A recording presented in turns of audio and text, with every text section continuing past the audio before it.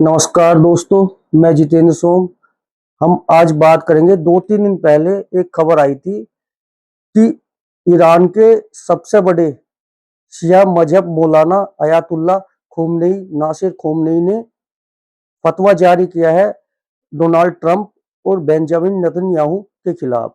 उन्होंने फतवे में ये लिखा है कि ये दोनों इस्लाम के खुदा के सबसे बड़े दुश्मन हैं। तो भाइयों, उन्होंने पूरी दुनिया के जो मुसलमान हैं, चाहे वो किसी देश में रहते हो, 56 मुसलमान इस्लामिक कंट्री है, उसके अलावा यूरोप में, अमेरिका में जितने भी मुसलमान हैं, सब भाइयों से अपील की थी कि इनका तख्ता पलट किया जाए और इन्हें जान से मारा जाए। तो इस तरह के फतवे एक दो स्टेट हेड के लिए बेंजामिन नेतन्याहू इजराइल के सुप्रीम लीडर हैं, डोनाल्ड ट्रंप अमेरिका यूएसए के सबसे बड़े सुप्रीम लीडर हैं। उनके खिलाफ इस तरह के वॉर के टाइम पर फतवे जारी करना, अयतुल्ला जो वहां के सबसे बड़े शिया मजहब मौलाना है, उनके उनके द्वारा फतवे जारी करना कि ये इस्लाम के और खुदा के सबसे बड़े दुश्मन है, एनिमी ऑफ गॉड है। तो भाई साहब, ये कहानी बहुत लंबी है और ये बहुत सीरियस मैटर है। यदि हम थोड़ा पीछे जाएं, आज से 30-35 साल पहले 1988 में सलमान रुश्दी ने एक किताब लिखी थी जिसका नाम था सैटनिक वर्सेस। और सैटनिक वर्सेस में आपने देखा होगा भाई साहब कि उसमें जो लिखा था वो काफी विवादास्पद और काफी इस्लाम के जो मानने वाले हैं उनको भड़काऊ जो बातें लिखी थी उसमें लिखी थी। तो इंडिया ने 1989 में, जब राजीव गांधी हमारे यहाँ के प्रधानमंत्री थे, उसे बैन कर दिया था।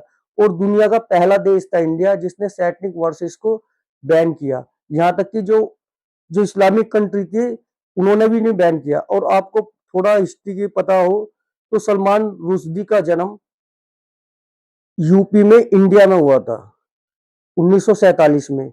फिर 14 साल बाद, जब वे 14 साल के थे, वे ब्रिटेन में कैम्ब्रिज में पढ़ने गए, वहां की उन्होंने नागरिकता ली। उसके बाद उन्होंने 1975 में ग्राइम एक उपन्यास लिखा, पर उनको सबसे ज्यादा जो फेम मिला 79 में उनका एक मिडनाइट नाम का उपन्यास आया था, उन्हें बुकर प्राइज मिला था उसके ऊपर।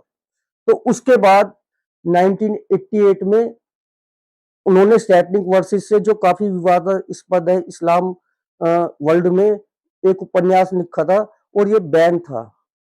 और सबसे बड़ी बात क्या है कि जो उस समय के हमारे सुप्रीम शिया के सबसे बड़े मौलाना थे, आपका अयातुल्ला खेमनेई ने उन फतवा जारी किया था ये उन्हें मारने का और ये सैटनिक वर्सेस को बैन करने का। तो भाई साहब, ये इतना खतरनाक फतवा है ये। जब उस समय जो खेमनेई ने फतवा जारी किया था, उसके लगभग 28 साल बाद जब सलमान रुश्दी न्यूयॉर्क में एक कल्चर फंक्शन में अपना लेक्चर दे रहे थे, वहां पर भाई साहब ये जानकर आपको हैरानी होगी, बहुत सिक्योरिटी टाइट थी। अमेरिका तो आपको पता है सिक्योरिटी के मामले में कैसा देश है। तो 4000 पब्लिक के बीच में जब वे स्टेज पर कल्चर प्रोग्राम पे अपना भाषण दे रहे थे, स्पीच दे रहे थे, तो उस समय एक व्यक्ति ने आकर 28 साल बाद, 28-30 साल बाद उन पर हमला किया और जानलेवा हमला। और उसी हमले में उनकी एक आंख चली गई। तो ये फतवे ऐसे होते हैं। मेरा जो मोटिव है दोस्तों आपको बताने का, जब ये फतवे जारी होते हैं इसका मतलब इंस्टेंट एकदम रिजल्ट नहीं आता। ये फतवे लाइफ टाइम होते हैं, जब तक आदमी जिंदा रहता है उसे इनसिक्योर फील कराते हैं। क्योंकि ये दुनिया भर के मुसलमानों से अपील की गई है। उस समय भी अयातुल्ला खान ने फतवा जारी किया था और अभी डोनाल्ड ट्रंप और नेतन्याहू के खिलाफ भी इन्होंने फतवा जारी किया है। एक यदि आप एक और उदाहरण ले, वॉल स्ट्रीट जर्नल जो फ्रांस का सबसे प्रतिष्ठित प्रकाशित हमारा न्यूज़पेपर है, वहां पर मोहम्मद साहब, पैगंबर मोहम्मद साहब का कार्टून बनाया गया था।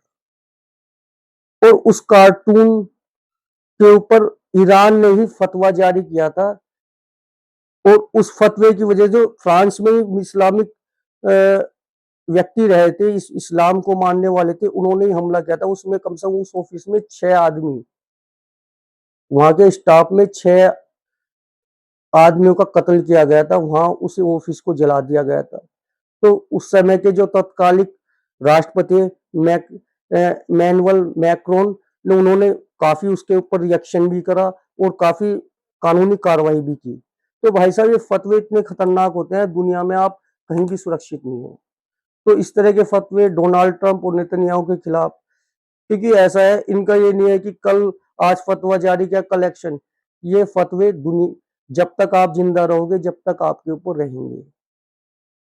सबसे ताज़ा उदाहरण सलमान रुश्दी का है, जो 1988 में जो बुक उन्होंने सैटनिक वर्सेस पब्लिश की थी, उसके लगभग 2023 के आसपास उन पर हमला न्यूयॉर्क में हुआ था और ब्रिटेन में उन्हें कम से कम 10 साल से पुलिस प्रोटेक्शन दिया जा रहा है।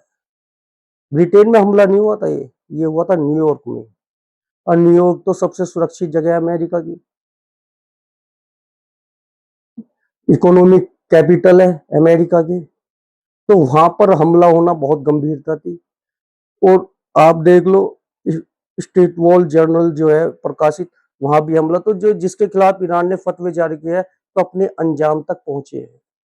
आज मान लो Donald Trump Benjamin Netanyahu supreme head है अपने देश के, कल का क्या पता, आज से 4-5 साल 10 साल बाद क्या पता।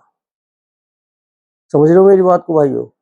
तो मेरा कहने का मतलब 10 साल बाद भी ये हमले हो सकते हैं, 20 साल बाद हो सकते हैं, जब तक आप जिंदा रहोगे आप पे फतवे लागू रहेंगे। इसका मतलब ये नहीं कि ईरान के लोग जो इस्लाम को मानने वाले हैं, वे पूरी दुनिया में हर देश में हैं। वे मौका ढूंढेंगे कब आप पर हमला किया जाए। तो मैं यही कहूंगा, फतवा डोनाल्ड ट्रंप और नेतन्याहू पे लगने पर बहुत गंभीरता, वो बहुत सारे सवाल खड़े करता है, बहुत गंभीरता के सवाल खड़े करता है इसमें। तो ये फतवे नहीं लगने चाहिए। वॉर अपनी ठीक है, चलो ठीक है, पर सारी